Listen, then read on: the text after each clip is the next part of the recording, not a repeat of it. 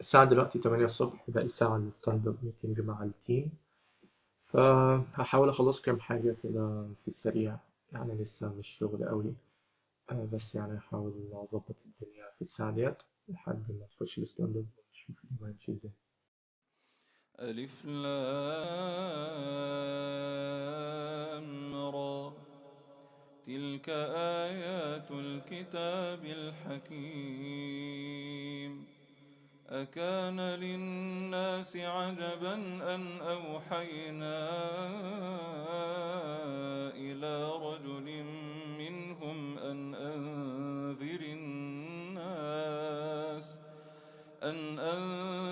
الناس وبشر الذين آمنوا أن لهم قدم صدق عند ربهم.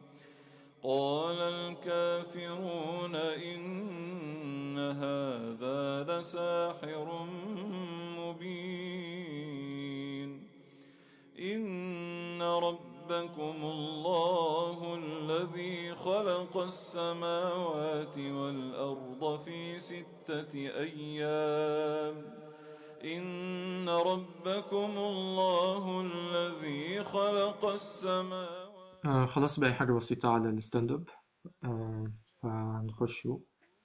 هو المفروض يعني بياخد ربع ساعة، بس أوقات الموضوع بيطار بينا، بيكون في بعض المناقشات على بعض التاسكات.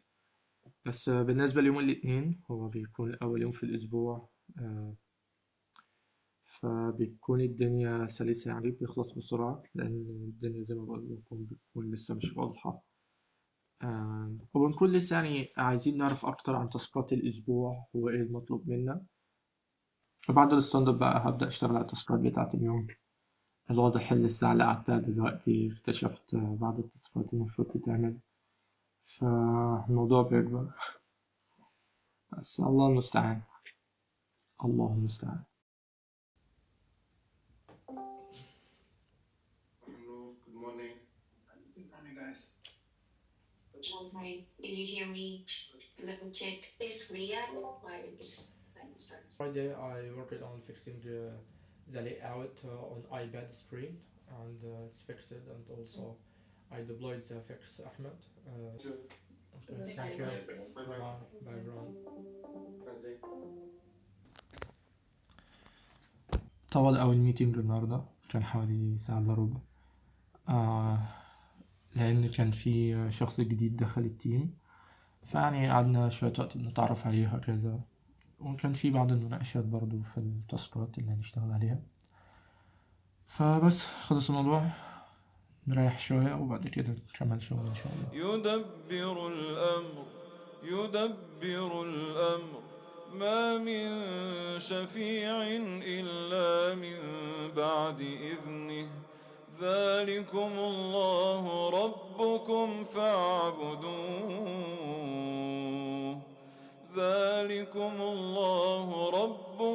فاعبدوه أفلا تذكرون.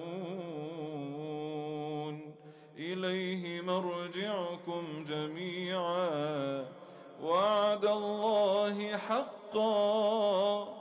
إنه يبدأ الخلق ثم يعيده ليجزي الذين آمنوا وعملوا الصالحات بالقسط، والذين كفروا لهم شراب من حميم. في حاجة لطيفة حاببها أشاركها معاكم. معرفش في منكم يعرفها ولا لأ، بس تطبيق اسمه فجر كالندر. أظن يعني في منكم يعرفوا أكيد.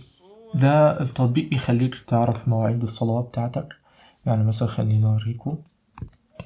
يعني هنا مثلا في الكالندر بتاعتك، لو انت بتستعمل جوجل كالندر او ايا يكن، انا بستعمل نوشن كالندر. بيعرض لك مواعيد الصلاة في الكالندر عندك. فبيكون لطيف جدا لو انت مثلا عندك ميتنج او عندك اي مهام انت حاططها في الكالندر عندك، لو بتستعمل مثلا التايم بلوكينج فتكون عارف امتى مواعيد الصلاة. فمثلا انا عندي هنا الستاند اب بيكون الساعة 9:15، والظهر بيكون الساعة 12:10. فيعتبر أي حاجة هنا ما بينهم، مثلا أنا كنت شغال دلوقتي ما بينهم، فاللي بيقطع الشغل الصلاة، فبنروح نصلي. فالصلاة بتكون عبارة عن بريك، إنك مثلا بتتمشى رايح المسجد وراجع تاني، بعدين بنبدأ شغل تاني، نوقف، تيجي صلاة العصر، هكذا. فيعني التطبيق ده اللي اسمه فجر كالندر، هسيب لكم الرابط بتاعه تحت الفيديو تقدروا تستعملوه. هو موجود مجاني، في خطة مجانية وفي خطة مميزة باشتراك، لكن المجانية يعني هتفي بالغرض معاك. المدفوعة تقريبا بيديلك إمكانية إنك تعدل في المدة بتاعة الصلاة وكم حاجة تانية إضافية ممكن تخش تشوفوه. لكن يعني الناس اللي بتحاول تخلي مواعيد الصلاة تكون ظاهرة عندها، وبتحط حاجات قبلها وحاجات بعدها علشان تعرف تنظم وقتها بالشكل ده، فالتطبيق ده هيساعدك جدا. زائد اللي هو فيه تطبيق فعلا تقدر تنزله على التليفون بتاعك، في منبه برضو يقدر يصحك الفجر، كام طريقة كده، فتقدروا تستكشفوا يعني. هسيب لكم الرابط تحت تقدروا تشوفوه. بس انا خلصت اول سيشن فوكس، خلصت كام تسكاية كده في السريع. فبعدين دلوقتي هنروح نصلي الظهر، وممكن نرجع نتغدى وبعدين نكمل شغل ان شاء الله.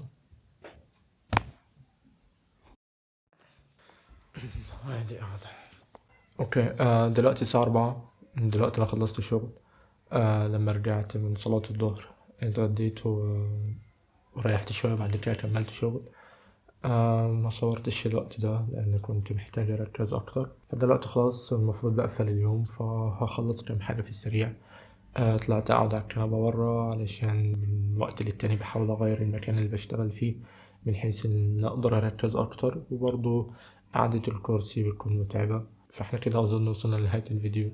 ده كان يوم يعتبر مختصر بالنسبة لمبرمج شغال من البيت، فبس ما كانش فيه اي اكتيفيتيز كتيرة لانه زي ما قلت لكم يوم الاثنين بيبقى لسه اول يوم في الشغل في الاسبوع، فالدنيا بتكون خفيفة شوية. فلو حابين النوع ده من الفيديوهات ياريت تقولولي، ممكن نعمل يوم تاني لو في اي حاجة جديدة احاول اصورها.